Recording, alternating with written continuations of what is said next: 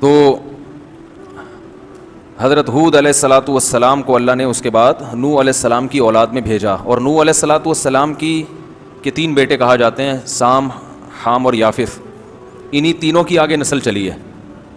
وجعلنا ذریتہ هم الباقین، قرآن میں آتا ہے کہ ہم نے انہی کی ذریت کو باقی رکھا. تو اس لیے نوح علیہ السلام کو آدم ثانی بھی کہا جاتا ہے، دوسرے آدم. یعنی ہم سب کا نسب کہاں جا کے ملتا ہے؟ نوح علیہ السلام سے. تو اس وقت بھی لاکھوں لوگ تھے جو اللہ نے تباہ کر دیے، پھر صرف نوح علیہ السلام سے دوبارہ اللہ نے نسب چلایا. آج جو ہم نے آیت پڑھی نا، اس میں اللہ نے فرمایا ذریۃ من حملنا مع نوح. نوح علیہ السلام کے ساتھ ہم نے جن لوگوں کو سوار کیا تھا نا، جو ان کے بیٹے تھے، اے ان لوگوں کی اولادو، انہ کان عبدا شکورا، وہ تو شکر گزار بندہ تھا. یعنی ہمارے ابا کو جو نجات ملی تھی شکر گزاری کی وجہ سے، اور ان کے جو بیٹے ایمان لائے تھے وہ ایمان والے بیٹے ان کے ساتھ تھے، تو وہ تو اللہ پہ، اس کے رسول پر ایمان لائے، اپنی زندگی تبدیل کی تو بچ گئے، جس کی وجہ سے ہم بھی پیدا ہو گئے. ابا پیدا نہ ہو تو بیٹا پیدا ہو سکتا ہے؟ یا ابا مر جائیں اولاد کے پیدائش سے پہلے تو بیٹا ہو سکتا ہے؟ تو اگر کسی نے آپ کے باپ کو بچایا آپ کی ولادت سے پہلے، تو اس نے آپ پر بھی احسان کیا نا، کہ آپ نے اس کی نسل میں پیدا ہونا تھا. تو اگر نوح علیہ الصلاۃ والسلام کے وہ جو 3 بیٹے کشتی میں سوار ہوئے تھے وہ بھی اسی چوتھے کی طرح ہوتے تو پھر ہم پیدا نہ ہوتے. تو اس لیے اللہ نے فرمایا انہ کان عبدا شکورا، نوح اللہ کا شکر گزار بندہ تھا. 950 سال اللہ نے جو مشن دیا اس سے ذرا بھی ادھر ادھر نہیں ہوئے، اسی میں لگے رہے، زندگی اسی میں کھپا دی. تو ان کے وہ بیٹے جو ایمان لائے وہ بھی نوح علیہ السلام کے مشن پہ چلے، انہی کو اللہ نے بچایا، اور آج ان سے کتنے انسانوں کو بھر دیا. تو ان تمام انسانوں کو زندگی ملی ہے نوح علیہ السلام کی تقوی اور آپ کے بیٹوں کے تقوی اور للہیت اور دین اور مذہب کی بنیاد پہ، ورنہ باقی بھی کیا ہو جاتے، ہمیں زندگی کی نعمت نہ ملتی. سب سے بڑی نعمت انسان کے لیے کیا ہے؟ زندگی، حیات. تو وہ اولادیں پھر چلی ہیں آگے، پھر وہی ان کے. اچھا اس زمانے میں جو ہے نا کوئی پابندی نہیں تھی کہ آپ 2 شادیاں کریں، 4 کریں، 4000 بھی کر لیں، تو اس لیے نسل بہت تیزی سے بڑھتی تھی. تو جن کے پاس زیادہ پیسہ ہوتا وہ 100 بیویاں رکھ لیتے، جن تو تھوڑے ہوتے، غریب ہوتے، وہ روڈ ناپتے پھر رہے ہوتے تھے، ٹھیک ہے نا. تو نسلیں بہت تیزی سے بڑھتی تھی، لیکن عمریں لمبی ہوتی تھیں تو ظاہر ہے ہر چیز پھر اسی حساب سے ہوتی ہوگی. تو اس طرح قوم چلی، ان میں توحید تھی، اللہ کی فرما برداری تھی، جتنی نمازیں فرض تھیں وہ سب پڑھتے تھے. آہستہ آہستہ پھر برائی آنا شروع، اور وہی برائی جو نوح علیہ السلام کی قوم میں، کیونکہ مشرک جو ہے نا، مشرک یہ اس کو عقیدت تباہ کرتی ہے. مشرک کو کیا چیز تباہ کرتی ہے؟ عقیدت. عقیدت ایک ایسی چیز ہے کہ آپ جس سے محبت کرتے ہو اس کے خلاف سننا گوارا نہیں کرتے، اس کی تعریف میں جتنا کہا جائے آپ سنو گے. تو اب جب عقیدت آئی تو شرک بھی ساتھ ساتھ آ گیا. اب اگر کوئی شرک کے خلاف بولے، گستاخ. سمجھ رہے ہیں؟ اب دیکھو سیرت کانفرنس ہو، آپ کو رسول اللہ صلی اللہ علیہ وسلم کی سیرت بیان کرنے کے لیے بلایا جائے، جو تعریف میں آپ کلمات کہیں گے وہ تو لوگ سنیں گے، سننے بھی چاہیے. لیکن اگر آپ تعریف میں غلو کرنا شروع کر دیں تو کوئی بھی ٹوکنے والا نہیں ہوگا، سبحان اللہ کہنے والے زیادہ ہوں گے. یہ جو ہماری قوم میں شرک آیا ہے یہ کہاں سے آیا ہے؟ نعتوں سے آیا شرک. نعتیہ کلام میں حد سے تجاوز، حد سے تجاوز، بگڑی بنانے والے اور پتہ نہیں اس طرح کے جو الفاظ آئے. پہلے اس کا 2 مطلب لیا جاتے تھے، صحیح بھی غلط بھی، پھر غلط ہی مطلب ہو گیا. پھر نبی صلی اللہ علیہ وسلم پھر وہ میلاد کی محفلوں کو کامیاب بنانے کے لیے کہ اس میں لوگ عقیدت سے آئیں، تو جیسے وہ کنٹینر والے بابا نے جلسہ کیا تھا نا، اور جلسے کو کامیاب بنانے کے لیے فضائل سنائیں کہ اس جلسے میں جو شرکت کرے گا وہ 1 رات لیلۃ القدر کی رات سے، وہ یاد ہے کہ آئے تھے کنٹینر بڑا مشہور ہوا تھا ان کا، بھول گئے؟ وہ ایک تھے کنٹینر جنہوں نے نبی صلی اللہ علیہ وسلم نے خواب میں آ کے ان کو کہا تھا کہ چندہ چاہیے مجھے، تو وہ اس طرح کے خواب انہوں نے سنائے، کہا نہیں تھا لیکن انہوں نے سنائے کہ وہ چندہ بھی چاہیے اور پتہ نہیں کیا کیا، ٹھیک ٹھاک پیسہ ماشاءاللہ تمیز سے انہوں نے بنایا. اور پھر سیاست میں انہی لوگوں کے خلاف کھڑے ہو گئے جن کے ان پر بے پناہ احسانات تھے، جنہوں نے ان کو پال پوس کے بزرگ بنایا، ٹھیک ہے نا، ان کو پال پوس کے بزرگ بنایا، انہی کے خلاف کنٹینر لے کے میدان میں کھڑے ہو گئے. اور وہ تو اللہ کا فضل ہو گیا کہ کوئی بہانہ مل گیا جلسہ ختم کرنے کا, ورنہ اب تک بیٹھے ہوئے ہوتے, کیونکہ اس جلسے کے انہوں نے اتنے فضائل بیان کر دیے تھے کہ اب وہ واپس جانا وہ ہو ہی نہیں سکتا تھا نا. لوگ کہتے جب یہ لیلۃ القدر سے افضل ہے تو واپس کیوں جا رہے ہو؟ تو وہ کیا بات کر رہا ہوتا ہوں, کہاں سے کہاں پہ چلی جاتی ہے. ہاں, تو ہمیشہ بربادی کہاں سے آتی ہے؟ غلو. عقیدت بری چیز نہیں, عقیدت تو ضروری ہے. اعتدال کی راہ کیا ہے کہ ایسا بھی نہیں کہ بزرگ لیس ہو جائے انسان. اہل اللہ سے عقیدت ہی نہیں ہے. آج کل تو ہر وقت بزرگوں کے خلاف نا. تو عقیدت کیا کرتی ہے انسان میں؟ غلو. تو اعتدال کیا ہے؟ ایسا بھی نہ ہو کہ عقیدت لیس, کوئی بزرگ ہی نہیں ہے, سب بزرگوں کے کرتوت بھی خراب, لہذا بزرگ بھی کیا ہیں؟ خراب ہیں. تو بزرگ ہر زمانے میں ہول سیل کے حساب سے موجود رہیں گے, لیکن بزرگوں کی حیثیت کو ان کے مقام سے زیادہ بڑھانا یہ کس کا طریقہ ہے؟ عیسائیوں کا, یہود و نصارہ کا, کہ ویلیو کو حد سے زیادہ بڑھا دیا. تو جتنی امتیں گمراہ ہوئی ہیں وہ اہل اللہ کی تنقید سے نہیں, تنقید سے گمراہ ہونے والے تھوڑے لوگ ہوتے ہیں. بڑے پیمانے پر جو قومیں گمراہ ہوتی ہیں وہ گمراہ ہوتی ہیں عقیدت میں غلو سے. عیسائیت تباہ ہو گئی حضرت عیسیٰ کی شان میں غلو کرنے سے. تو حضرت ہود علیہ الصلوۃ والسلام کی جو قوم تھی قوم عاد, اس میں بھی یہی شرک آیا, بزرگوں کی مورتیاں بنا کر ان کو پوجنا شروع. اچھے لوگوں نے یقیناً سمجھایا ہوگا کہ بھئی تم تو وہی کام کر رہے ہو جو کون کرتے تھے؟ نوح علیہ السلام. تو انہوں نے کوئی عذر تراش لیا ہوگا کہ وہ تو یوں کرتے تھے, ہم تو یوں نہیں کر رہے, ان کی تو یہ نیت تھی, ہماری تو یہ. گھما پھرا کے پتھر کی چیز کے سامنے جھکتے کیوں, تمہارا کیا لگتا ہے؟ عقل کی بات ہے یا نہیں؟ وہ کہتے تھے بھئی یہ اللہ کی ایک نشانی ہے, تو اللہ نے ان کو اختیارات دے دیے ہیں. تو اللہ بار بار کہتے ہیں کہ کیا دلیل ہے کہ میں نے ان کو اختیارات دیے ہیں؟ یہ تو تم نے اپنے ہاتھوں سے بنائے, کیا دلیل ہے؟ دلیل کسی کے پاس کچھ نہیں ہوتی. تو اللہ تعالیٰ فرماتے ہیں وَإِلَىٰ عَادٍ أَخَاهُمْ هُودًا, ہم نے قوم عاد کی طرف ہود علیہ السلام کو بھیجا. اور یہ قوم عاد بڑے زبردست قد والے لوگ تھے, ظاہر ہے قد اس زمانے کے ویسے ہی لمبے ہوتے تھے, کھجور کے تنوں جیسے ان کے قد ہوا کرتے تھے. تو قال یا قوم اعبدوا اللہ ما لکم من الہ غیرہ, اے میری قوم اللہ کی عبادت کرو, اللہ کے سوا کوئی عبادت کے لائق نہیں ہے. ان انتم الا مفترون, تم نرے جھوٹ بولتے ہو اللہ پر. تو وَإِلَىٰ عَادٍ أَخَاهُمْ هُودًا قَالَ يَا قَوْمِ اعْبُدُوا اللَّهَ, اے میری قوم اللہ کی عبادت کرو, مَا لَكُم مِّنْ إِلَٰهٍ غَيْرُهُ, اللہ کے سوا کوئی معبود نہیں ہے. ان انتم الا مفترون, تم نرے جھوٹ بولتے ہو, جھوٹ گھڑتے ہو. یا قوم لا اسألکم علیہ اجرا, اے میری قوم میں تم سے اس تبلیغ پر کوئی پیسے نہیں مانگتا. پوری قوم سے ٹکر لے کر ایک دعوت دے رہا ہوں, تو کچھ تو بات کو سن لو.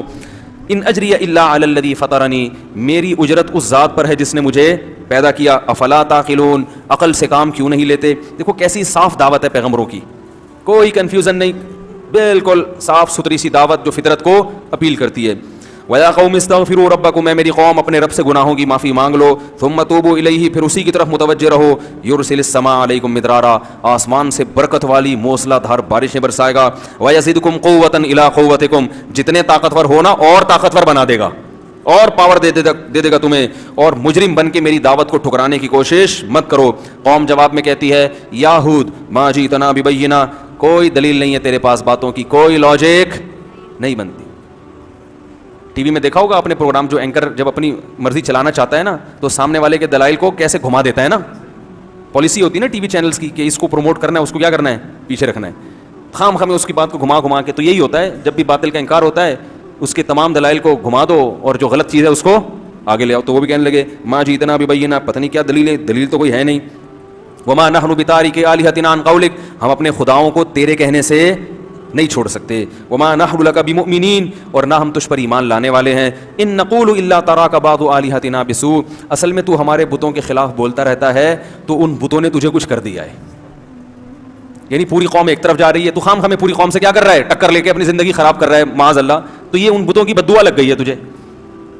یہ کیا ہو گیا ہے؟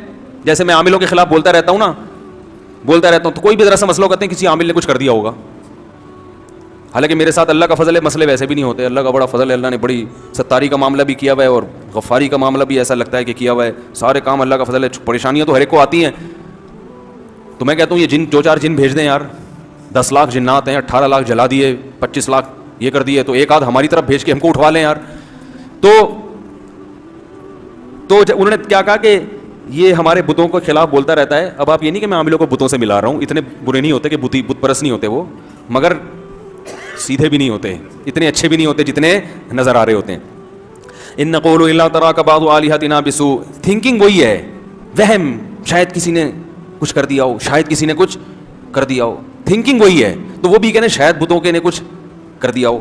قال انی اشہد اللہ, جب انہوں نے تانا دیا نا بتوں نے کچھ کیا ہے, تو ہود علیہ السلام نے کہا میں اللہ کو بھی گواہ بناتا ہوں, واشہدوا, اور تم بھی گواہ رہو, انی بریء مما تشرکون, ان بتوں سے میں بری ہوں, میں ان سے بالکل ڈرتا نہیں ہوں, یہ پتھر کے ہیں, ککھ بھی نہیں کر سکتے. کیونکہ انسان ایسے موقع پہ ڈر جاتا ہے نا کہ یار ان بتوں نے کچھ کر دیا, تو سوچتے ہیں یار کہ کر ہی تو نہیں دیا. جیسے آپ عامل کے پاس جاؤ, اچھے بھلے ٹھیک ٹھاک, وہ بولے گا جن آدمی کو وہم ہوتا ہے کہ یار کچھ ہے تو نہیں کہیں, تو نہیں بھی ہوتا, بیمار تو ہو جاتا ہے. من دونہ, میں اللہ کے سوا ان سب سے بری ہوں, فکیدونی جمیعا, تم سب مل کے انتر منتر پڑھو, جھاڑ پھونک چڑیل بھوت جن جو تم میرے ان بتوں کو بھی ملا لو, اور ان مل کے میرے خلاف کیا کرو, تدبیر کرو. انی توکلت علی اللہ ربی و ربکم, میں اعتماد کرتا ہوں اللہ پر جو میرا بھی رب ہے اور تمہارا بھی رب ہے. وما من دابۃ الا هو آخذ بناصیتها ان ربی علی صراط مستقیم فان تولوا, اب بھی میری بات سے اگر اعراض کرتے ہو, فقد ابلغتکم ما ارسلت به الیکم, اللہ کا پیغام میں نے تم تک پہنچا دیا ہے. ربی قوما غیرکم, میرا رب تمہیں ہلاک کر کے دوسری قوم پیدا کر دے گا. ولا تضرونہ شیئا, اور تم اس رب کا کچھ بھی بگاڑ نہیں سکتے. قرآن کہتا ہے ولما جاء امرنا, جب ہمارا حکم آیا. دوسرے مقام پہ اللہ نے اس کی تفصیل بیان کی ہے کیسے عذاب آیا. فلما رأوه عارضا مستقبل اودیتهم, بادلوں کو دیکھا انہوں نے اپنی بستی کی طرف آتے ہوئے, تو فوراً وہ کہنے لگے ھذا عارض ممطرنا, یہ بادل ہے جو ہمیں پر برسے گا. پیغمبر نے کہا نا نا نا, یہ وہ عذاب ہے جس کا تم انتظار کر رہے تھے. تدمر کل شیء بامر ربها, ایسا طوفان آنے والا ہے جو رب کے حکم سے ہر چیز کو اکھاڑ کر پھینک دے گا. سورہ حاقہ میں اللہ نے اس عذاب کی تفصیل بیان کی. کذبت, کیا الحاقۃ ما الحاقۃ وما ادراک ما الحاقہ, کذبت ثمود وعاد بالقاریہ فاما ثمود فاہلکوا بالطاغیہ واما عاد فاہلکوا بریح صرصر عاتیہ. سرکش ہوا, یہ ایک آواز ہوتی ہے نا جس ہوا میں اس کو سرسر کہا جاتا ہے, زھوں کر کے آواز نہیں آ رہی تھی, خطرناک آواز, ایسی آواز والی ہوا عاتیہ جو سرکش. دیکھو ہوا کیسے سرکش ہوگی, ہوا کا مطلب جو بے لگام ہوا ہو, جو قابو میں نہ آ رہی ہو, جو کسی کی سننے کے لیے تیار نہ ہو, ایسی خطرناک ہوا. سخرها علیہم 7 لیال, 7 راتیں وہ ہوا چلی ہے. و8 ایام, اور 8 دن, 7 راتیں اور 8 دن, اتنی تیز ہوا چلی ہے. 7 لیال و8 ایام حسوما فترى القوم فیہا صرعا, اے مخاطب اگر تو 8ویں دن اس قوم کو دیکھتا ایسا لگتا بڑے بڑے پہلوان ہیں جو پچھاڑ کر گرائے گئے ہیں. ہواؤں نے ان کو اچھال اچھال کر زمین پہ پٹخا تھا. جیسے رنگ میں پہلوان ہوتا ہے نا, اس کو پچھاڑنا پڑتا ہے, گرتا نہیں ہے. تو اللہ نے ان کی طاقت اور قوت اور ان کے قد کو بھی بیان کیا اس منظر میں کہ ایسے لگ رہا تھا پہلوانوں کو زمین پہ پچھاڑ کر گرایا گیا ہے. فَتَرَى الْقَوْمَ فِيهَا صَرْعَا كَأَنَّهُمْ أَعْجَازُ نَخْلٍ خَاوِيَةٍ, جیسے کھجور کے تنے الٹے پڑے ہوئے ہوتے ہیں نا, یہ کیفیت تھی. فَهَلْ تَرَى لَهُم مِّن بَاقِيَةٍ, اللہ ہم سے پوچھتے ہیں بتاؤ ایک بھی ان میں باقی چھوڑا تیرے رب نے, کوئی نظر آتا ہے ان کا نام و نشان, ان کی اولادوں میں کوئی نظر آتا ہے. یہ 2 قومیں تھیں طاقتور, قوم سمود اور قوم عاد. قوم عاد کے بعد قوم سمود آئی, یہ بھی بڑے طاقتور تھے. تو یہ تو کہتے تھے من اشد منا قوہ, ہم سے زیادہ طاقتور دنیا میں کون ہے, ہم سے زیادہ طاقتور کون ہے. یہ تو فخر سے کہا کرتے تھے ہم تو بہت اونچے قد کے لوگ ہیں. تو ان دونوں قوموں کو اللہ نے ایک کو آواز سے ہلاک کیا, طاغیہ, زوردار آواز تھی جس سے قوم سمود کے کلیجے پھٹ گئے, فرشتے نے چیخ ماری. اور اس قوم عاد کو کس سے ہلاک کیا, ہوا سے.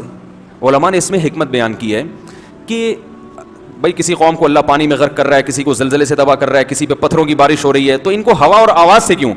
اس کی وجہ یہ بیان کی کہ ان کا دعویٰ تھا ہم بہت پاورفل ہیں, طاقتور ہیں. آواز کے ذریعے مرنا آسان نہیں ہے, بہت زوردار بھی دھماکہ ہوتا ہے تو زیادہ زیادہ کان کا پردہ پڑ جائے گا نا, انسان تو ہلاک نہیں ہوتا اس سے. لیکن اللہ نے اپنے عذاب سے بتا دیا کہ تم تو میرے فرشتے کی آواز بھی برداشت نہیں کر سکتے, تو ہم تو تمہیں آواز سے مار دیں. اس کائنات میں ایسی ایسی آوازیں ہیں کہ اگر اللہ ان پہ کنٹرول نہ کرے تو وہ آوازوں سے انسانوں کے کلیجے پھٹ جائیں. اور ہوا بھی بہت ہلکی چیز ہے, تو اللہ نے بتایا تم تو اتنے طاقتور نا جیسے کھجور کے تنوں جیسے, تمہیں تو میری ہوائیں, ہوا کو میں بے لگام کر دوں نا اسی زمین کی, کوئی آسمان سے الگ سے ہوا نہیں بھیجی, اسی زمین کی جو ہوائیں ہیں جو مختلف علاقوں میں گھوم رہی ہیں, جن کا دباؤ کا ایک سسٹم ہے, ایک جگہ دباؤ بڑھتا ہے تو دوسری جگہ وہ جو ہے نا پھیل جاتا ہے, ایسا سسٹم. تو اگر ہم صرف ہوائیں تمہارے اوپر چھوڑ دیں اور اس کو بے لگام کر دیں, یہ ہوا ہی تمہیں تباہ و برباد کرنے کے لیے کافی ہے. تو اللہ کہہ رہا ہے اس نے ہواؤں نے ان کی قوم کو بھی گرایا زمین پہ اور ان کے مکانات محلات کو کھنڈرات میں تبدیل کر دیا. تدمر کل شیء بامر ربها, رب کے حکم سے ہر چیز کو توڑ پھوڑ کر رکھ دیا اس نے. ایسی خطرناک ہوا اللہ نے قوم عاد پر بھیجی. اللہ فرماتے ہیں ولما جاء امرنا, جب ہمارا حکم آ گیا, اور جو دوسرے مقام پہ بیان کیا, نجینا ہودا, ہم نے ہود علیہ السلام کو بھی بچایا, والذین آمنوا معه برحمت منا, اور جو ان کے ساتھ ایمان لائے تھے خاص اپنی رحمت سے ہم نے ان کو بھی بچا لیا. ونجیناہم من عذاب غلیظ, اور بہت برے عذاب سے ہم نے ان سب کو بچا لیا. پھر آگے اللہ کہتے ہیں وتلک عاد, دیکھو یہ تھی قوم عاد. تلک عربی میں ہاتھ سے اشارے کے وقت کہا جاتا ہے. گویا اللہ قوم عاد ہمارے سامنے لا کے اس کی طاقت اور اس کے ڈائلاگ, وہ سب چیزیں ہمارے سامنے لا کر ہاتھ سے گویا اشارہ کر کے یہ بتا رہے ہیں کہ گویا یہ قوم ابھی تمہارے سامنے ہے, یہ طاقت ہے اس کی, اور یہ کھجور کے تنوں کی طرح اوندھے پڑے ہوئے ہیں. اب اللہ گویا اپنے ہاتھ سے اشارہ کریں وتلک عاد, دیکھو یہ ہے قوم عاد. جہدوا بآیات ربہم, انہوں نے اپنے رب کی نشانیوں کا انکار کیا. رب کی نشانیاں کیا ہیں؟ کھانا پینا, یہ زمین کائنات میں درجنوں چیزیں جو ہمیں اللہ تک پہنچاتی ہیں, ان تمام چیزوں میں صرف اپنے فائدے کی چیزوں کو تو فوکس کیا. کھانے سے مطلب, پہننے سے مطلب, پینے سے مطلب, ان چیزوں میں اللہ کا جو جلوہ نظر آ رہا ہے, اللہ کے جو احسانات نظر آ رہے ہیں, اس سے کوئی سروکار نہیں ہے. قرآن اللہ کی نشانیاں بیان کرتا ہے اللہ تک پہنچانے کے لیے, سائنٹسٹ اللہ کی نشانیاں بیان کرتا ہے ان نشانیوں کو حاصل کرنے کے لیے, اللہ تک پہنچنا اس کا ہدف نہیں ہوتا. قرآن دودھ کو بیان کرتا ہے کہ دیکھو ہم نے سوکھے چارے سے دودھ پیدا کیا, اس میں نشانی ہے. کیا مطلب؟ جس رب نے اس جانور کو بنایا وہ انسان پر مہربان ہے, اس سے محبت کرو. لیکن جب کوئی سائنٹسٹ دودھ پہ ریسرچ پیش کرے گا تو وہ دودھ بنانے والے کا تذکرہ نہیں کرے. کبھی دیکھا آپ نے کسی بایولوجی یا میڈیکل سائنس کی کتاب میں کہ یہ گردہ ایسے کام کرتا ہے اور آنکھ ایسے کام کرتی ہے, لہذا جس نے بنایا وہ بڑا با کمال ہے؟ میڈیکل سائنس میں ہے, کبھی پڑھا آپ نے یہ؟ بتاؤ بھائی, کبھی پڑھا آپ نے کہ جو پودے اگتے ہیں زائگوٹ بنتا ہے, کھاد سے نائٹروجن بنتی ہے, اس نائٹروجن سے ایسے پھر پودا اگتا ہے, پھر اس میں تناور درخت بنتا ہے, پھر اس میں خربوزے پیدا ہوتے ہیں, پھر اس میں بیج پیدا ہوتا ہے, یہاں تک ہوگا بایولوجی میں. آگے یہ کہ جس نے یہ سسٹم پیدا کیا وہ بڑا باکمال ہے, ایسا کوئی سینٹنس بایولوجی کی کسی کتاب میں نہیں ہے. اور قرآن بھی یہ سارے پروسیس بیان کرتا ہے. واللہ خلق کل دابۃ مما, بایولوجی میں ایک سبجیکٹ آتا ہے نا جانوروں کی اقسام, جانوروں کو بہت ساری, وہ ہم لوگ پڑھتے تھے فائلم نیماٹوڈا آرتھروپوڈا, پتہ نہیں کیا کیا تھا وہ, اب تو بھول گئے. ہوتا ہے نا فائلم نیماٹوڈا آرتھروپوڈا, اور کیا ہے وہ بہت سارے ایسے اوڈا پوڈا کر کے آتے تھے, تو ابھی ہم نے رٹا لگا, اب تو بھول گئے. تو یہ تقسیم, دودھ پلانے والے جانور, بغیر دودھ پلانے والے, رینگنے والے, چلنے والے, یہ ساری ایک تقسیم قرآن نے بھی بیان کی ہے. واللہ خلق کل دابۃ مما, اللہ نے ہر جانور کو پانی سے پیدا کیا. یہ بحث ہوتی ہے نا سائنس میں کہ مریخ پر پانی ہوگا تو زندگی بھی ہوگی, کہتے ہیں نا اگر پانی نہیں ہے تو زندگی نہیں ہے. اس پہ بڑی تحقیق ہو رہی ہے. تو اللہ فرماتے ہیں ہم نے ہر جاندار کو کس سے پیدا کیا؟ پانی سے. پانی ہوگا تو زندگی, جہاں پانی نہیں ہے وہاں زندگی نہیں ہے. یہ سائنسی حقیقت قرآن نے بیان کی. فَمِنْهُمْ مَن يَمْشِي عَلَى بَطْنِهِ, اب قرآن ان کو ڈیوائڈ کر رہا ہے, ان میں کچھ ایسے ہیں جو پیٹ کے بل چلتے ہیں. وَمِنْهُمْ مَن يَمْشِي عَلَى رِجْلَيْن, کچھ ایسے ہیں جو دو پاؤں پہ چلتے ہیں. وَمِنْهُمْ مَن يَمْشِي عَلَى أَرْبَعٍ, کچھ ایسے جو چار ٹانگوں پہ چلتے ہیں. تو یہ اللہ اشارہ کر رہے ہیں. کچھ ایسے جو 6 8 ٹانگیں ہوتی ہیں نا ان کی. یخلق ما یشاء, اب سائنس یہاں پر آ کر ڈیوائڈ کر کے بتائے گی اتنی قسمیں ہیں بس, لیکن آگے اللہ اپنا تعارف کرواتا ہے یخلق ما یشاء, جس طرح چاہتا ہے پیدا کر دیتا ہے, جس طرح چاہتا ہے پیدا کر دیتا ہے. 2 ٹانگوں پہ چلانے والے بھی پیدا کر دیے, 4 پہ بھی, 6 پہ بھی. وہ 6 کو میں کیکڑا دیکھا ہے, 6 7 8 10 ٹانگیں. آنکھیں دیکھو, کسی جانور کی کو اندھا بنا دیا اس نے, وہ بھی اڑ رہا ہے, وہ بھی زمین میں بڑے آرام سے زندگی گزار رہا ہے. اور کسی جانور کو 2 آنکھیں دے دی, اور کسی کو 100 آنکھیں دے دی. مچھر کے سر میں 100 آنکھیں ہوتی ہیں. کیسے مختلف, جو چاہا جب چاہا جیسا چاہا بنا دیا. تو بایولوجی میں آپ تبھی اسکول پڑھنے والے اللہ سے محبت نہیں کرتے, کیونکہ وہ اس لحاظ سے سائنس کو پڑھتے ہی نہیں ہیں. سائنٹسٹ نہ صرف یہ کہ اللہ سے محبت نہیں کرتے, بہت سے تو اللہ کے وجود سے منکر ہو جاتے ہیں, انکار کر دیتے ہیں. تو یہ قرآن ہے جو انٹروڈکشن کرواتا ہے کہ یہ تمام چیزیں اللہ نے اللہ کے انٹروڈکشن کے لیے پیدا کیے ہیں, ان میں پڑھ کے اللہ سے غافل مت ہو جانا. تو یہی بات اللہ نے بیان کی, وَتِلْكَ عَادٌ, یہ قوم عاد تھی, جَحَدُوا بِآيَاتِ رَبِّهِمْ, رب کی آیات دن رات انہوں نے دیکھی مگر ان آیات کا انکار. حالانکہ انکار تو نہیں, وہ تو مانتے تھے کہ یہ چیزیں ہیں. انکار کا مطلب کیا ہے؟ ان چیزوں کے ذریعے رب تک پہنچنے کی کوشش نہیں کی.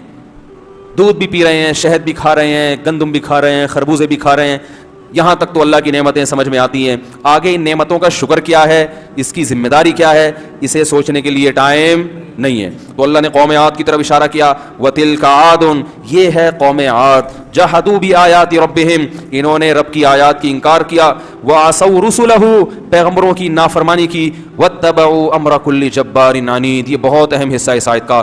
اور اپنی قوم کے جو وڈیرے بڑے سرکش لوگ تھے نا, جن کے پاس دولت یا حکومت تھی, ان کو فالو کیا پیغمبر کی دعوت کو چھوڑ کر. آپ کسی بھی سیاسی تنظیم میں ہو, ہم منع نہیں کرتے, لیکن اس تنظیم کو خوش کرنے میں, وہاں سے سیٹیں لینے میں, یا وہاں اپنا مقام بنانے میں مذہب کی مخالفت بولو بھائی نہیں کرو. یہ سب ختم ہو جائے گا یہیں پہ, سب یہیں رہ جائے گا. علاقے کے ایس ایچ او سے بنا کے رکھو, مگر دین کی مخالفت بولو بھائی. کسی بڑے سے ایسا تعلق پیدا کرنا کہ اس کی وجہ سے آپ اللہ سے تعلقات خراب ہونا شروع ہو جائیں, یہ چیز انسان کو جہنم کی آگ کی طرف لے کر جاتی ہے. فرعون کے بارے میں قرآن نے کیا کہا, یقدم قومہ یوم القیامہ فاوردہم النار, کہ اپنی قوم کو لے کر آئے گا اور جہنم کی آگ میں پھینکوا دے گا ان. کیونکہ قوم نے موسیٰ علیہ السلام کو دیکھا کمزور ہیں, ان کو فالو نہیں کیا. فرعون کو دیکھا پاورفل ہے, اس کو فالو کرنا, فرعون کو فالو کرنا شروع کر دیا. تو ہمیشہ لوگ طاقتور کے پیچھے بھاگتے ہیں, دلیل کے پیچھے نہیں بھاگتے, دلیل کے لحاظ سے نہیں دیکھتے کیا صحیح ہے کیا غلط. تو اللہ تعالیٰ فرماتے ہیں کہ الا ان عادا واتبعوا فی هذه الدنيا لعنہ, فرمایا اس دنیا میں بھی ان پر لعنت ہوئی, ویوم القیامہ, قیامت میں بھی ان پر لعنت ہوگی. الا ان عادا کفروا ربهم, خبردار سنو عاد نے رب کی نافرمانی کی انکار کیا. الا بعدا لعاد قوم ہود, سنو عاد اللہ کی رحمت سے دور ہو گئے, لعنت ہے ان کے اوپر جو ہود کی قوم تھی.